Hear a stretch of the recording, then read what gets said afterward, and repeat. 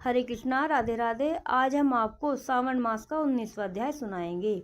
भगवान शंकर ने ब्रह्मापुत्र सनत कुमार से कहा, हे महामुनि, सावन मास के दोनों पक्षों की एकादशी तिथि के दिन क्या करना चाहिए उसे सुनो। एकादशी व्रत के संबंध में मैंने आज तक किसी को कुछ नहीं बताया है। यह व्रत गुप्त, उत्तम, महान, पुण्य तथा पाप ताप को जड़ से नष्ट करने वाला है। सावन मास में किए गए पापों का नाश करने वाला तथा सब व्रतों में उत्तम यह पवित्र एकादशी का व्रत है। दशमी के दिन प्रातः स्नान कर गुरुदेवों की आज्ञा से वेद वेत्ता, पुराण ज्ञाता, जितेंद्रिय ब्राह्मणों का पूजन करें। भगवान विष्णु का 16 उपचारों से पूजन करना चाहिए। उनसे प्रार्थना करें कि हे पुंडरीकाक्ष, मैं दूसरे दिन आने वाली एकादशी का निराहार रहकर व्रत करना चाहता हूँ, आप मेरी रक्षा करें। उस दिन गुरुदेव और अग्नि के समीप भूमि पर शयन करना चाहिए। काम, क्रोध और मोह को त्याग कर एकादशी के दिन प्रातःकाल भगवान विष्णु से मन लगाकर श्रीधर का जाप करते रहना चाहिए। 3 दिन तक किसी की भी पाखंडी से वार्तालाप ना करें। केवल इतना करने मात्र से यह व्रत मोक्ष को प्रदान करने वाला बन जाता है। दोपहर के समय पंचगव्य लेकर नदी के जल में स्नान करना चाहिए। नदी न हो तो कुएं के जल में स्नान करें। गंगा जल मिलाकर स्नान करना चाहिए।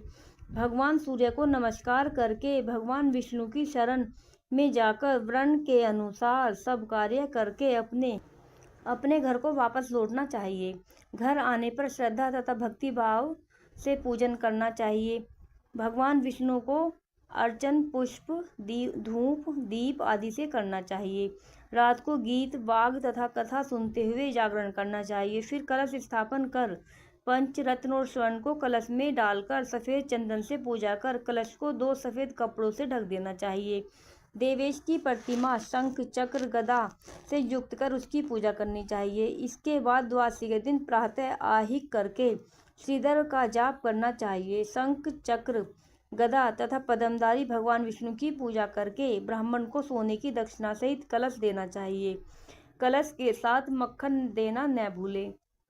भगवान श्रीधर, आप प्रसन्न होकर मुझे लक्ष्मी प्रदान करें। इस प्रकार उच्चारण कर श्रेष्ठ वेद पाठी ब्राह्मणों को भोजन कराकर अपनी सामर्थ्य के अनुसार उन्हें दक्षिणा देकर विदा करना चाहिए। अपने नौकरों को भोजन कराकर गौ को भूसा देकर स्वयं बंधु बांधवों सहित भोजन करना चाहिए। इस प्रकार शुक्ल पक्ष और कृष्ण पक्ष की दोनों तिथियों के व्रतों का विधान एक समान है।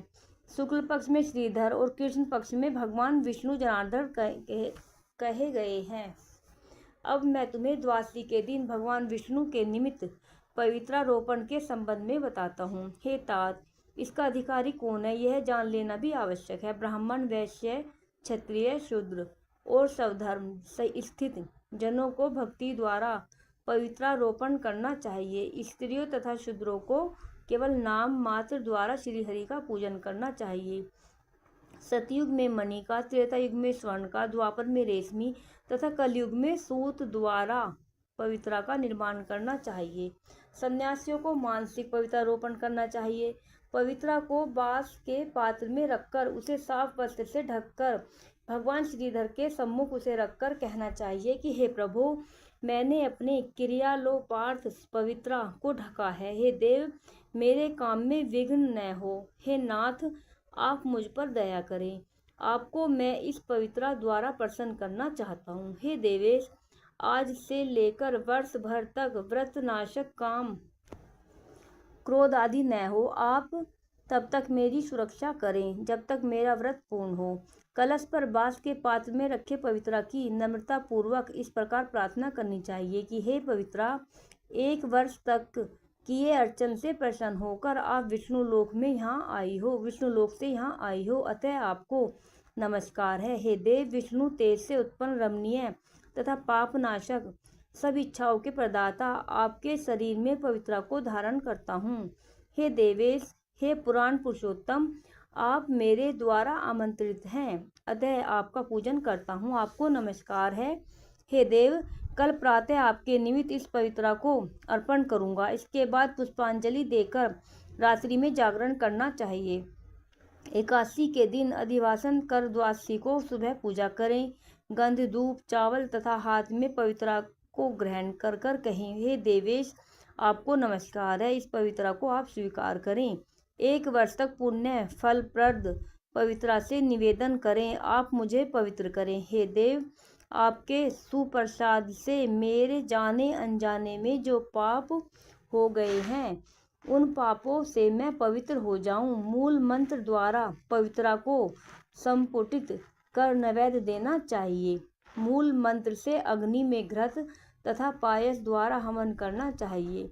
इसी मंत्र द्वारा पवित्रा को विसर्जन करके कहें कि हे पवित्रे, 1 वर्ष तक किए मेरे अर्चन को सविधि परिपूर्ण करें। हे पवित्रे, विसर्जित हूँ, विष्णु लोक को लौट जाएं। इस प्रकार कहकर उसे ब्राह्मण को दे दें या जल में विसर्जित कर दें। हे वत्स, जो मनुष्य हरि का यह पवित्रारोपण करता है, वह इस संसार में आनंद भोगकर अंत में विष्णु लोक को जाता है। राधे राधे। बोलो उमापति शंकर भगवान की जय।